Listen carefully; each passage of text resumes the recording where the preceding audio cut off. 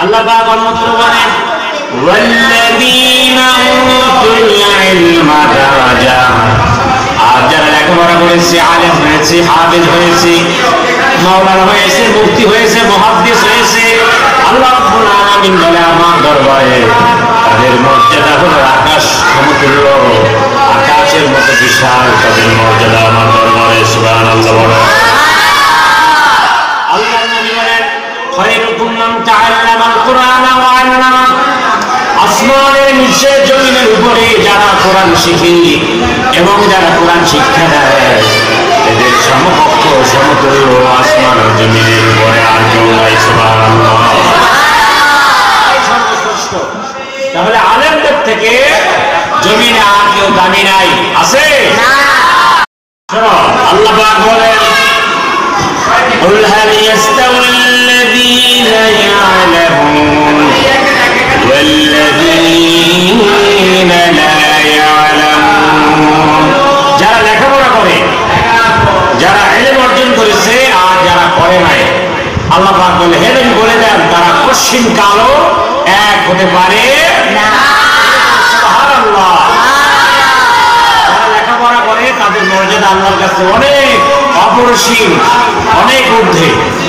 আল্লাহ নবী বলেন ইন্নাল্লাযীনা লাইসা ফী জাওফিহি শাইউন মিনাল কুরআনি কাল বাইতিল ফারিদ, যারা কোরআন শিখে নাই, কোরআনের কোনো জ্ঞান নাই, কোরআনের কোনো বিদ্যা নাই যাদের মধ্যে, আল্লাহ নবী বলে তাদের কোনো দাম নাই, পরিত্যক্ত ঘর যেরকম মূল্যহীন, ঠিক যারা লেখাপড়া করে নাই, কোরআনের কোনো জ্ঞান নাই, আল্লাহ দরবারে তাদের কোনো মূল্য নাই। বলুন আলহামদুলিল্লাহ।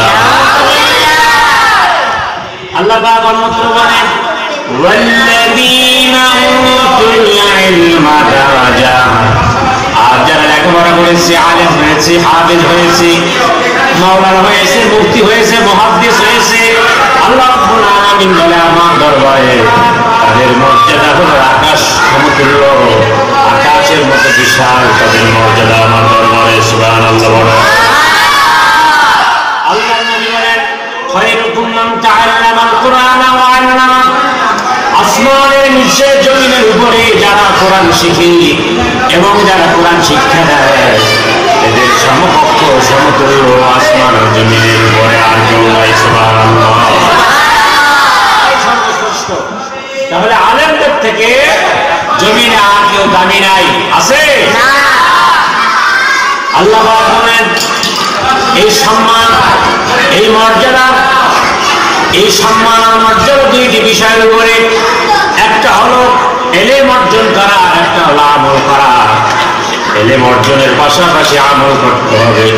আল্লাহ নবী বলেন কিয়ামতের ময়দানে যারা হক্কানি রব্বানি আলেম হাফেজ, তাদেরকে কিয়ামতের ময়দানে আল্লাহ পাক বলবেন ওয়া হাফেজে কোরআন তোমার কোনো আবদার আছে কিনা? তখন হাফেজে কোরআন বলবে মান ফারাল কোরআন ফাস্তাবহারা ফারাল্লাহ লাহু ওয়া হারামা আল্লাহুল জান্নাহ ওয়া শাফাআহু ফি আশরাতিন মিন আহলি বাইতিহি কুল্লুহুম ক্বাদ জাবাত লাহুমুন নার। হাফেজে কোরআন বলবে আল্লাহ আমাকে জান্নাত দিয়েছেন, আমার আপনজন মা বাবা দাদা দাদি নানা নানি শ্বশুর শাশুড়ি বন্ধু বান্ধব জান্নাতি হয়ে গেছে। আল্লাহ রাব্বুল আলামিন বলবে ও হাফেজ কোরআন, ও আমার কোরআনের আলেম, তোমাকে আমি অধিকার দিলাম, তোমাকে আমি ক্ষমতা দিলাম তোমার আপনজনের মধ্যে, জাহান্নামের মধ্যে আপনজন যারা চলে গেছে এরকম 10 জন জাহান্নামীকে বের করে তুমি জান্নাতে নিয়ে যাও। দুনিয়া দুদিকে দুই জাহানে ওলামায়ে কেরাম আলেম ওলামাদের থেকে কারো সম্মান বেশি। সুতরাং আমাদেরকে এলেম শিখতে হবে, পাশাপাশি আমল করতে হবে। আজ ওদিকে আসলাম, ওদিকে এসে জানতে পারলাম তোমরা লেখাপড়া করতেছো ভালো করে, তাই পাড়াগাড়া মালপুরা মাদ্রাসায় তোমরা ভালো করে পড়াশোনা করবে, ভালো আলেম হবে এই প্রত্যাশা রাখি। এবং তোমরা তো জেনেছ বাংলাদেশের ফ্যাসিস্ট এই যে অবৈধ হাসিনা খুনি সরকার দেশ থেকে পালিয়েছে, তোমরা জানো? আর সে অবৈধ ছিল, অসৎ ছিল, সে দেশ থেকে পালানোর কারণে, পালিয়ে যাওয়ার কারণে সারা বাংলাদেশে আলেম ওলামা মাদ্রাসা মসজিদের যারা তালবে আলেম রয়েছে সব খুশি হয়েছে, এজন্য আমরা খুশি হয়ে বলি চিৎকার দেন আলহামদুলিল্লাহ। এই যে সরকারের পতন, সরকারকে পালাতে বাধ্য করেছে ছাত্র জনতা, ছাত্র সমাজ। কারা? মূলত ছাত্র সমাজ। এই ছাত্র সমাজের প্রতিবাদের কারণে সে দেশ ছেড়ে পালিয়েছে। এখন আমরা স্বাধীনভাবে কোরআন সুন্নাহ বলতে পারবো আর তোমরা শুনতে পারবে।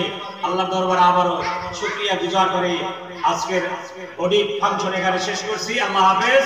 সকলে আবার একবার বলি আল্লাহু আকবার। আসসালামু আলাইকুম ওয়া রাহমাতুল্লাহ।